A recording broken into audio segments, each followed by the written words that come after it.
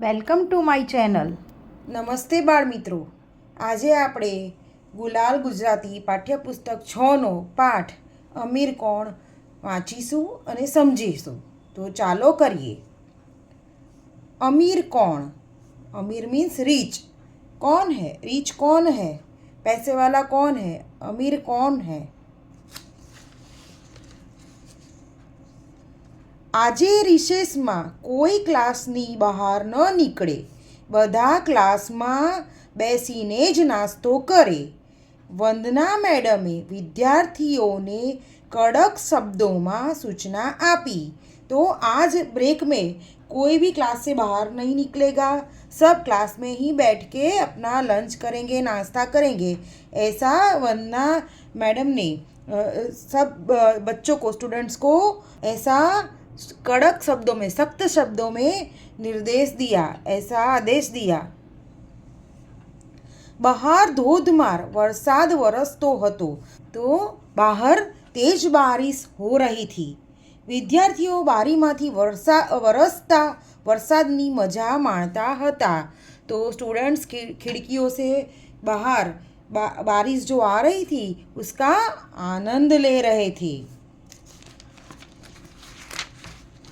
Enjoy कर रहे थे. रिसेसનો બેલ પડ્યો તો બ્રેક की छुट्टी की घंटी बजी. બધા વિદ્યાર્થીઓ પોતપોતાનું લંચ બોક્સ ખોલીને નાસ્તો કરવા लाग्या. तो सब विद्यार्थी अपने अपने लंच बॉक्स खोल के नाश्ता करने लगे. કુમુદે પોતાનો લંચ બોક્સ ખોલીને પાસે બેઠેલી आकांक्षा सामे धरियो. तो कुमुद ने क्या किया? तो कुमुद ने अपना लंच बॉक्स खोला और पास बैठी हुई आकांक्षा को दे दिया. જો આકાંક્ષા, મારી માએ સરસ મજાના થેપલા બનાવ્યા છે ને સાથે ગળ્યો છુંદો પણ આપ્યો છે.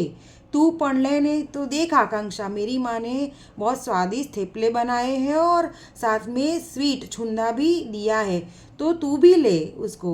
तो गड़ियो छुंदो जैसे हम पिक्कल, आम का पिक्कल बनाते हैं, ऐसे आम का स्वीट छुंदा गुजराती लोग बनाते हैं, उसको गड़ियो छुंदो छुंदो बोलते हैं. આકાંક્ષાએ મોઢું બગાડીને કહ્યું, ના ના, મારી પાસે પણ લંચ બોક્સ છે, સમજીને? तो आकांक्षा ने मुंह बिगाड़ा और बोला, नहीं नहीं, मेरे पास भी लंच बॉक्स है, समझ. મારે તારું કંઈ ખાવું નથી. હું તને દરેક વખતે ના પાડું છું, છતાં તું મને શા માટે આગ્રહ કરે છે? તો मुझे तुम्हारा कुछ भी खाना नहीं है. मैं तुम्हारा कुछ भी नाश्ता खाना नहीं चाहती हूँ. तो हर बार मैं मना करती हूँ, लेकिन तुम फिर भी मुझको क्यों जिद करती हो खाने के लिए? आग्रह क्यों करती हो? इंसिस्ट क्यों करती हो? આમ કહી નફરતનો ભાવ બતાવીને તે પોતાના લંચ બોક્સમાંથી સેન્ડવિચ ખાવા લાગી. तो यह कहते हुए उसने अपनी नाराज़गी जाहिर की और अपने लंच बॉक्स से सैंडविच खाने लगी. જ્યારથી કુમુદે સ્કૂલમાં એડમિશન લીધું ત્યારથી આકાંક્ષા તેની પ્રત્યે અણગમો વ્યક્ત કરતી, કેમ કે તે જાણતી હતી કે થોડા મહિના પહેલાં જ્યારે સ્કૂલના નવા બિલ્ડિંગનું ચણતર કામ ચાલતું હતું ત્યારે કુમુદના માતા પિતા બંને મજૂરી કરવા ત્યાં આવતા. હવે સરકારની રાઇટ ટુ એજ્યુકેશન યોજના પ્રમાણે કુમુદને વગર ફીએ આ સ્કૂલમાં એડમિશન મળ્યું. तो जब से कुमुद ने स्कूल में दाखिला लिया था, एडमिशन लिया था, आकांक्षा तब से ही उससे नाराज़ थी, क्योंकि वह जानती थी कि कुछ ही महीने पहले जब स्कूल की नई बिल्डिंग का काम चालू था, निर्माण काम चालू था, तब कुमुद के माता पिता दोनों वहाँ मजदूरी करने आए थे, मजदूरी कर रहे थे. और अब सरकार की शिक्षा का अधिकार योजना के तहत कुमुद को बिना कोई भी फीस के इस स्कूल में एडमिशन मिला है, दाखिला मिला है. કુમુદ છઠ્ઠા ધોરણના ક્લાસમાં આવી તે દિવસથી જ ક્લાસ ટીચર વંદના મેડમે તેને આકાંક્ષાની બાજુમાં બેસાડી અને કહ્યું, આકાંક્ષા, હવેથી કુમુદને તારે મદદ કરવાની રહેશે. તેની બાકી રહેલી નોટબુક પૂરી કરાવવાની જવાબદારી તારી રહેશે. તો कुमुद ने जिस दिन से कुमुद ने छठी कक्षा में दाखिला लिया उसी दिन से क्लास टीचर वंदना मैडम ने उसे आकांक्षा की बगल में बिठाया, उसकी बाजू में बिठाया और कहा, आकांक्षा, अब से तुम्हें कुमुद की मदद करनी होगी और उसकी बची हुई नोटबुक वर्क, जो भी होम क्लास वर्क हो, कुछ भी हो, जो भी काम उसका बाकी होगा वो पूरी कराने की तुम्हारी जिम्मेदारी होगी. आकांक्षा भणवामां होशियार हती. तो आकांक्षा पढ़ाई में बहुत होशियार थी. ते अमीर माँ बाप की एक ने एक दीकरी हती. तो वह धनी माता पिता की एकलौती बेटी थी, मतलब रिच पेरेंट्स की एक ही बेटी थी. ते थोड़ी अभिमानी भी हती. तो वह थोड़ी घमंडी भी थी, प्राउडी भी थी. आ गरीब मजूरनी छोकरी पासे बेसવું તેને जरा पण गमतुं नहीं. तो उसे इस गरीब मजदूर की बेटी के पास बैठना बिल्कुल पसंद नहीं था. ते कुमुद साथे बात करवानुं भी टाळती. तो वह कुमुद से बात करने से भी बचती थी, एवॉइड करती थी. આજે છઠ્ઠા ધોરણની વિદ્યાર્થિનીઓ માટે સ્વિમિંગનો પીરિયડ પણ હતો. तो आज छठी कक्षा की जो विद्यार्थिनी मतलब स्टूडेंट्स गर्ल्स स्टूडेंट्स थी उनके लिए स्विमिंग का भी पीरियड था. स्विमिंगना कोच सुधा मैडमने वरसाद रही गया પછી ક્લાસમાં આવ્યા અને બધી છોકરીઓને લાઇનમાં સ્વિમિંગ પૂલ પર જવા કહ્યું. तो बारिश रुकने के बाद सुधा मैडम जो स्विमिंग की कोच थी वो कक्षा में आई, क्लास में आई और सब छात्राओं को एक कतार में एक लाइन में स्विमिंग पूल जाने को कहा. छठ्ठा धोरणनी छोकरीओ तो हजू स्विमिंग सीखती हती, तेमने नाना होजमां जवानुं हतुं. तो छठी कक्षा की जो छठी क्लास की जो स्टूडेंट्स थी लड़कियां, वो छात्राएं, वो तो अभी तैरना सीख रही थी. तो उनको इसलिए उन्हें छोटे पुल में जाना था. छोटे तालाब में जाना था. बधी छोकरीओ लाइन में ऊभी हती. तो सभी छात्राएं कतार में खड़ी थी. कुमुद पण हती ने तेनी पासे आकांक्षा पण हती. तो कुमुद भी थी और उसके साथ आकांक्षा भी खड़ी थी. આગળની છોકરીઓ નાના હોજમાં છલાંગ મારતી હતી અને સુધા મેડમ તેને શીખવતા હતા. तो आगे खड़ी छात्राएं सब लड़कियां छोटे तालाब में छलांग लगा रही थी और सुधा मैम उनको सिखा रही थी. आकांक्षा लाइनमां ऊभी अकड़ाती हती अने तेने लाइनमां ऊभा रहेવું गमતું न હતું. तो आकांक्षा कतार में लाइन में खड़े बेचैन हो रही थी और उसको कतार में खड़ा होना बिल्कुल पसंद नहीं आ रहा था.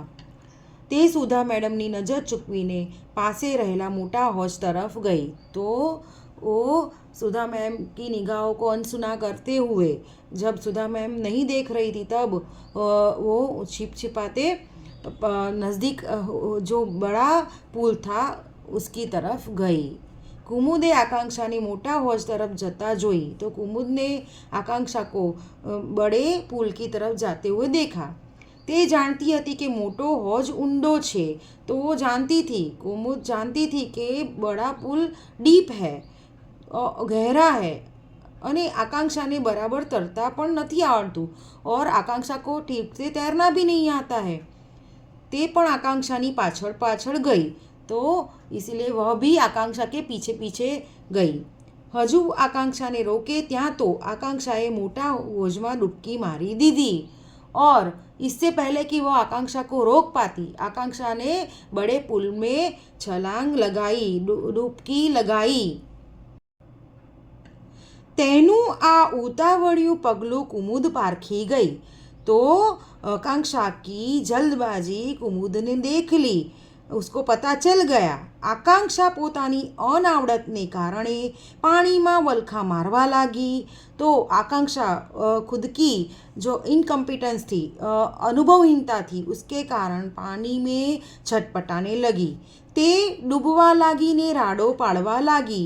तो डूबने लगी और चिल्लाने लगी, बचाओ बचाओ बचाओ बचाओ। कुमुद तो गामडामां रहेली, त्यानी नदीमां नानपणथी ज तरता सीखेली हती। कुमुद गांव में रहती थी, वो गांव में रह चुकी थी और बचपन से ही वहाँ की नदी में तैरना सीख चुकी थी। तेणे तरत ज होजमां आकांक्षाने बचाववा डूबकी मारी। तो उसने तुरंत ही पूल में आकांक्षा को बचाने के लिए डुबकी लगाई, कूद गई। झड़पथी तरता तरता ते आकांक्षा पासे पहुंची। आकांक्षानो हाथ झाल्यो तो वह झड़प से तेजी से तैरते हुए आकांक्षा के पास पहुंची और उसका हाथ पकड़ा ने पोतानी पीठ पाछळ लटकाई रहवा कह्યું और उसे अपनी पीठ के पीछे लटकने को कहा। અને તે તો માછલીની જેમ તરતી તરતી आकांक्षाने લઈને બહાર નીકળી और कुमुद मछली की तरह तैरती तैरती आकांक्षा को लेके बाहर निकली। घबराएली आकांक्षा अवाक रही गई तो भयभीत आकांक्षा अवाक रह गई। तेणे कुमुदनो आभार मान्यो ने बोली। तो उसने कुमुद को धन्यवाद देते हुए कहा, कुमुद जो आजे तू न होत तो मारू शू थात। कुमुद अगर तुम आज यहाँ नहीं होती तो मेरा क्या होता। तू मने माफ़ करी दे, तुम मुझे क्षमा कर दो। हूँ तो तने कायम नफरत करती रही ने छतां पण ते मारो जीव बचाव्यो। तो मैंने हमेशा तुमसे नफ़रत की है, लेकिन फिर भी तुमने मेरी जान बचाई। खरेखर तारा जेवी बहनपणी मळवी मुश्किल छे, तो सचमुच तुम्हारे जैसी दोस्त मिलना मुश्किल है। कुमुदनो चेहरो जिंदादिलीना तेजथी चमकी उठ्यो। ते बोली तो कुमुद का चेहरा प्रसन्नता से चमक उठा और उसने कहा, अरे आकांक्षा, तू मारी सौथी वहाली सहेली छे। तो अरे आकांक्षा, तू मेरी सबसे प्यारी फ्रेंड है, सहेली छे, बहनपणी छे, सहेली हो। तने मदद करवी ए तो मारी फरज छे, तो तुम्हारी मदद करना तो मेरा कर्तव्य है। कुमुदनी निखालसता जोईने आकांक्षाने पोतानी तोछड़ाई प्रत्ये शरम आवी। तो कुमुद का खुलापन देखकर आकांक्षा को अपनी नासमझी पर शर्मिंदगी महसूस हुई। આજે તેને ખબર પડી કે માણસની મોટાઈ ધનથી नहीं पण मनथी जोवी જોઈએ।